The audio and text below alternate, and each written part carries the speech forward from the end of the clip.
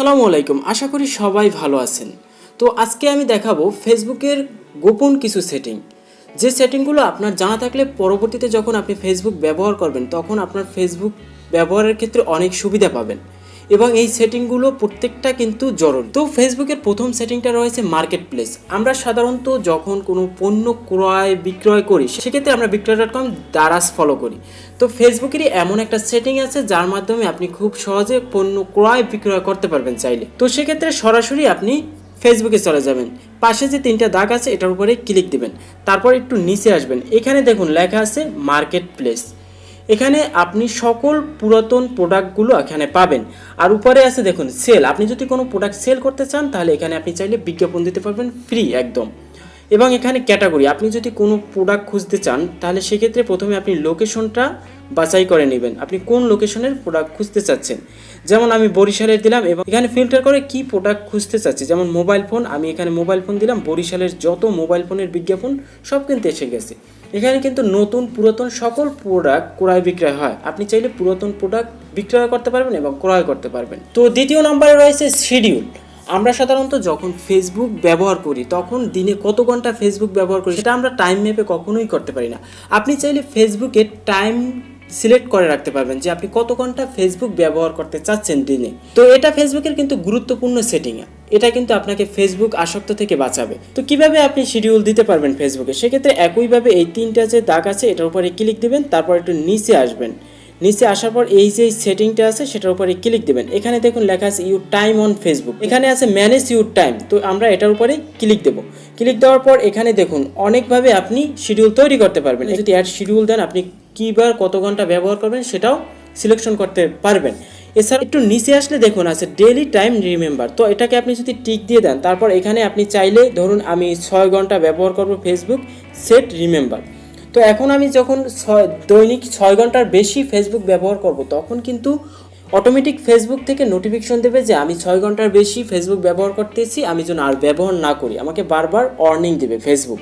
তো এভাবে আপনারা চাইলে টাইম শিডিউল করে রাখতে পারবেন যে আপনারা কয় ঘন্টা ফেসবুক ব্যবহার করতে চাচ্ছেন। তারপর তৃতীয় নম্বরে আছে সেভ ভিডিও।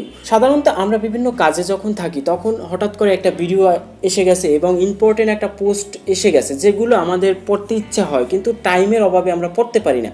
সেক্ষেত্রে আমরা কিন্তু চাইলে ওই পোস্টটাকে সেভ করে রাখতে পারি।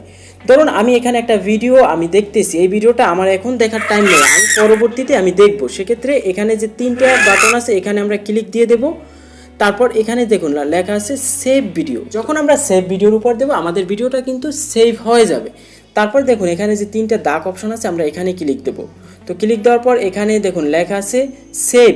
তো আমরা সেভ বাটনে ক্লিক দেবো। এখানে যতগুলো আপনি পোস্ট ভিডিও সেভ করে রাখবেন এখানে কিন্তু সেভ হয়ে থাকবে এবং যখন আপনি ফ্রি থাকবেন তখন কিন্তু এই ভিডিওগুলো আপনি পরবর্তীতে দেখতে পারবেন। তারপর হচ্ছে কিউআর কোড।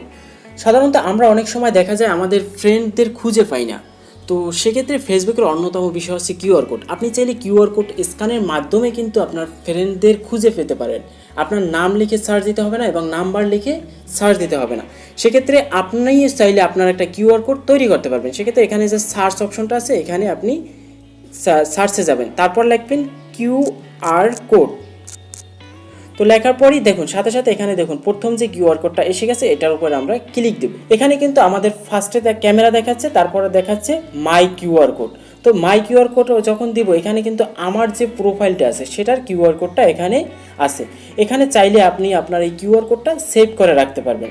তো এখন যদি স্ক্যানে ক্লিক দিই, ধরুন আপনার এরকমের আর একটা ফ্রেন্ডের কিউআর কোড খুঁজতে চাচ্ছেন, তো সেক্ষেত্রে এখানে আপনি ক্লিক দিয়ে স্ক্যান করলে আপনার ওই কিউআর কোডটা কিন্তু এসে যাবে।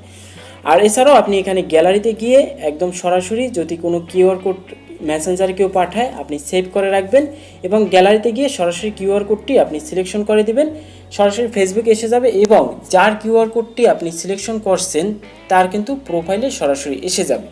তো সেক্ষেত্রে এখন আর নাম্বার এবং নাম দিয়ে আপনার সার্চ দিতে হবে না, সহজেই আপনার প্রোফাইল পেয়ে যাবেন।